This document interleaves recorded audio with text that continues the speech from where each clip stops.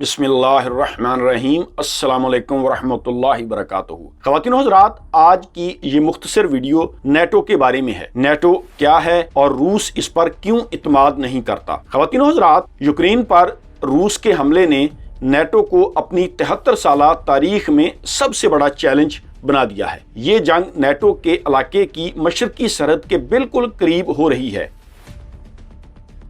North Atlantic treaty organization یعنی NATO 1949 میں تشکیل پانے والا ایک فوجی اتحاد ہے جو ابتدائی طور پر امریکہ، کینیڈا، برطانیہ اور فرانس سمیت 12 ممالک پر مشتمل ہے۔ اس تنظیم کا بنیادی اصول یہ ہے کہ اگر کسی ایک رکن ملک پر حملہ ہوتا ہے تو باقی ممالک اس کی مدد کے لیے آگے آئیں گے۔ اس کا اصل مقصد دوسری جنگ عظیم کے بعد روس کے یورپ میں پھیلاؤ کو روکنا تھا۔ 1955 میں نیٹو کے جواب میں سوویت روس نے مشرقی یورپ کے کمیونسٹ ممالک کے ساتھ اپنا ایک الگ فوجی اتحاد بنایا جسے وارسا معاہدہ کا نام دیا گیا۔ لیکن 1991 میں سوویت یونین کی تحلیل کے بعد بہت سے ممالک جو وارسا معاہدے کا حصہ تھے نے رخ بدل لیا اور نیٹو میں شامل ہو گئے۔